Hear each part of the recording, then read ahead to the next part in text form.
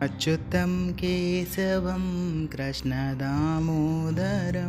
रामनारायणं जानकीवल्लभं। जय कृष्ण गोविंद हरे मुरारी, हे नाथ नारायण वासुदेवा। राधे कृष्ण राधे कृष्ण राधे राधे राधे कृष्ण। ओम नमो नारायण, ओम नमो भगवान वासुदेवाय। जय श्री कृष्ण, राधे राधे, जय माता दी, हर हर महादेव। देखिए, जब हम भगवान की पूजा करते हैं और पूजा पाठ करने में हमें ऐसा लगने लगता है कि भगवान हमारी सुन रहे हैं। कभी कभी हमारे मन की नहीं हो पाती है, हम भगवान से कुछ कहते हैं और ऐसा हो नहीं पाता है, तो हमें ऐसा लगने लगता है कि शायद भगवान नहीं सुन रहे हैं। पिछले वीडियो की बात की थी कि भगवान हमारी सुनते क्यों नहीं हैं। कुछ ऐसे कारण हमने खोजने के प्रयास किए थे, कुछ कारण ऐसे आपको बताए भी जो हमने अनुभव किए हैं कि हमारी भगवान सुनते क्यों नहीं। अब बात ये आती है कि हम ऐसा करें क्या कि भगवान हमारी सुनने लगें, और भगवान हमारी कैसे सुनेंगे, ये भी एक सवाल रहता है।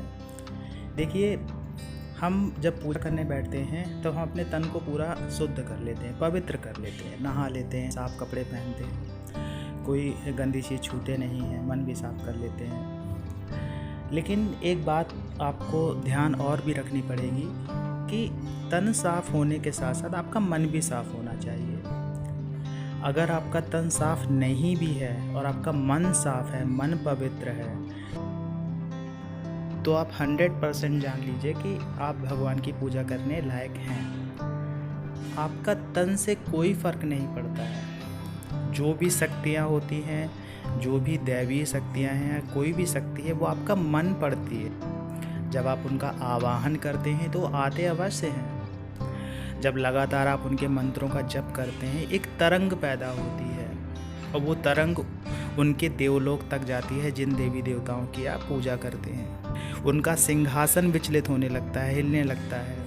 उनको ये आभास हो जाता है कि कोई पुकार रहा है, और फिर वो आते भी हैं।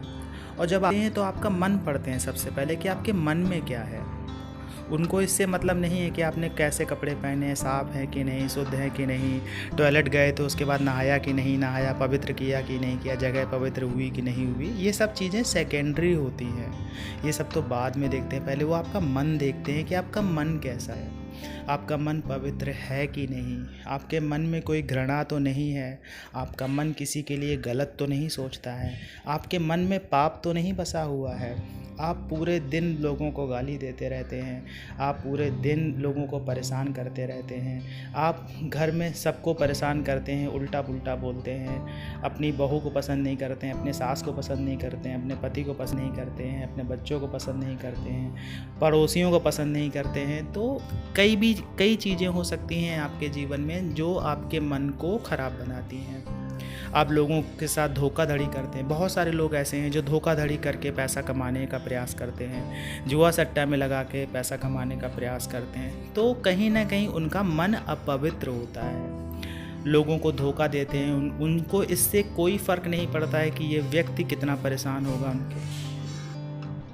तो मन की जो पवित्रता है वो पूजा पाठ है, बहुत ज़रूरी है। आप विश्वास नहीं करेंगे कि शक्तियाँ आपके एक एक बात को नोट करती हैं।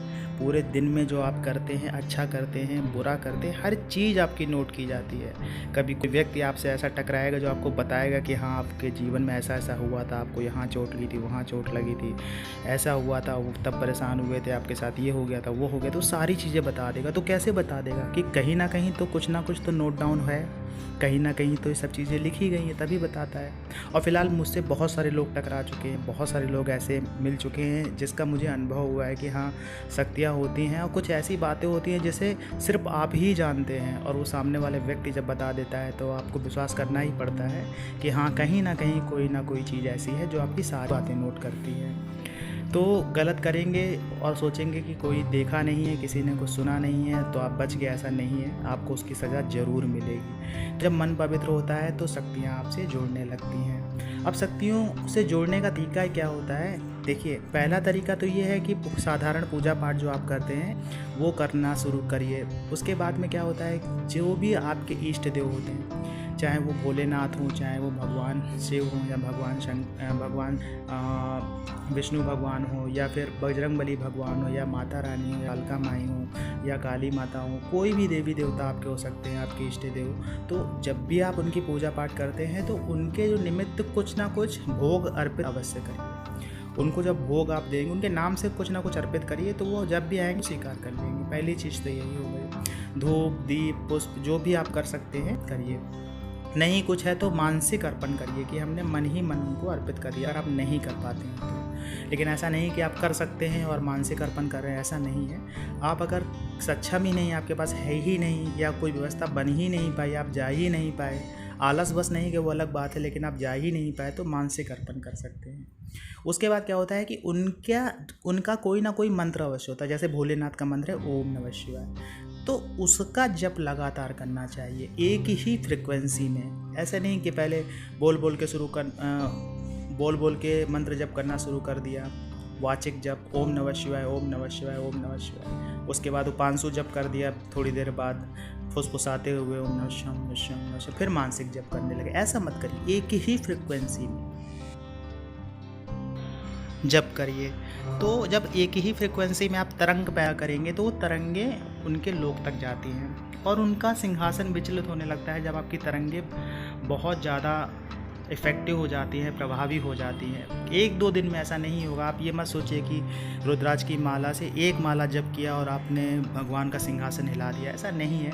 आपको बहुत जप करना पड़ेगा। स्टार्ट करिए 5 माला से, 11 माला से, जितना आप कर सकते हैं। और कम से कम 11 या 21 माला तो आपको नित्य करना ही चाहिए, अगर आप अपने देवी देवताओं से रियल में जोड़ना चाहते हैं, रियल में उनकी कृपा प्राप्त करना चाहते हैं। एक साधारण पूजा पाठ की तरह अगर आप करना चाहते हो तो एक माला भी बहुत है, लेकिन आप रियल में उनसे जुड़ना चाहते हैं, आप चाहते हैं कि वो आपकी बातें सुने, आप चाहते हैं कि आपके कार्य बनने लगें, आप चाहते हैं कि आप अपने जीवन में कुछ ऐसा कर पाएँ जो आप सोचते हैं, तो आपको इतना जप तो करना ही पड़ेगा। मिनिमम है ये, ज़्यादा से ज़्यादा आप कितना भी कर सकते हैं।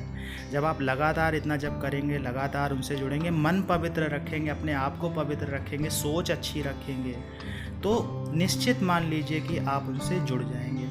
फिर एक समय ऐसा आएगा कि आप जो बोलेंगे भगवान से, जो जानना चाहेंगे भगवान से, वो चीज़ें आपके साथ में होने लगेंगी। आप विश्वास नहीं करेंगे कि जो आप कहेंगे उनसे वो चीज़ें आपके जीवन में बदलना शुरू हो जाएंगी। कोई जादू जैसा नहीं होगा कि आप बोलो कि कल मेरे यहाँ 1 लाख रुपए आ जाए और 1 लाख रुपए आ गया, और नहीं आया तो भगवान सुनते ही नहीं, ऐसा नहीं है। लेकिन अगर आपने ऐसा कहा है कि 1 लाख रुपए आ जाए, तो कुछ ना कुछ ऐसी व्यवस्था बनेगी, कुछ ना कुछ ऐसे योग बनेंगे कि आपकी जो ज़रूरत होगी वो पूरी होगी। इस बात को आप मान के चलिए। कुछ आप जानना चाहते हैं तो किसी न किसी संकेत के रूप में आपको पता चलेगा कि हाँ ऐसा हो रहा है, किसी न किसी रूप में वो चीज़ अपने आप ही आपके सामने आ जाएगी कि ऐसा हो रहा है। तब आप समझिएगा कि हाँ आपकी भगवान सुन रहे हैं। और ऐसा होने लगता है जब आप रियल में उनसे जुड़ जाते हैं। उनसे जुड़ने का सबसे अच्छा तरीका है ध्यान। आप उनका ध्यान कर सकते हैं, पहली चीज़। दूसरा, आप उनका नाम जप कर सकते हैं। तीसरा, आप उनका मंत्र जप कर सकते हैं। लेकिन करना आपको पड़ेगा कम से कम अधिक मात्रा में। ऐसा नहीं कि 5 मिनट बैठ गए और हो गया, ऐसा नहीं है। लगातार आपको बैठना पड़ेगा। आप 1 घंटा जप कर सकते हैं, आधे घंटे जप कर सकते हैं, मतलब समय तो आपको देना ही पड़ेगा जब आप उनसे रियल में जोड़ना चाहते हैं। तो ये जोड़ने के लिए है, साधारण पूजा के लिए नहीं बता रहे हैं। और ब्रह्म मुहूर्त का जो समय होता है बहुत अच्छा समय होता है, पवित्र समय होता है। उस समय अगर आप ध्यान करते हैं या जप करते हैं बहुत प्रभावी होता है। और नहीं कर पा रहे हैं तो आप शाम को कर सकते हैं। सब चीज़ों से फुर्सत पा लीजिए, फिर नहा धो के बैठिए, पवित्र होकर बैठिए, तब आप कर सकते हैं जब। तो शाम को भी जप कर सकते हैं। अगर आपको सुबह समय नहीं मिलता है, सुबह व्यस्तता रहती है आपके जीवन में, नहीं उठ पाते हैं, कोई बात नहीं, तो शाम को भी कर सकते हैं। लेकिन जप करिए। जब आप जप करेंगे उनका, किसी भी देवी देवता का, तो उन तक आपकी जो तरंगे हैं वो पहुंचती हैं, फिर वो आपसे जुड़ना शुरू हो जाते हैं। जब वो आपसे जुड़ जाते हैं तब वो आपकी सुनने लगते हैं। ऐसे कैसे सुनेंगे जब उनसे जुड़े ही नहीं, तो कैसे सुन लेंगे। जैसे कोई फ़ोन नंबर है, जब तक आप रिंग करेंगे नहीं, सामने वाला फ़ोन उठाएगा नहीं, तब तक आपकी बात कैसे हो जाएगी। बिना फ़ोन नंबर के आप सोचो नहीं सुन नहीं रहे, बात नहीं हो रही, मेरी बात नहीं सुन रहा है, कैसे सुन लेगा। वैसे ही कनेक्शन है, जब आप भगवान से जुड़ जाएंगे, वो आपसे जुड़ जाएंगे, तो आप जो कहेंगे वो सुनेंगे। वो आपके जीवन में सब चीज़ें बदलना भी शुरू हो जाएंगी। आशा ये जानकारी आपको अच्छी लगी होगी। जानकारी अच्छी लगी हो तो वीडियो को लाइक करिएगा, कमेंट्स में जय माता दी, जय श्री कृष्णा, हर हर महादेव लिखिएगा। मिलते हैं आपसे अगले वीडियो में नई जानकारी के साथ में, तब तक के लिए जय श्री कृष्णा।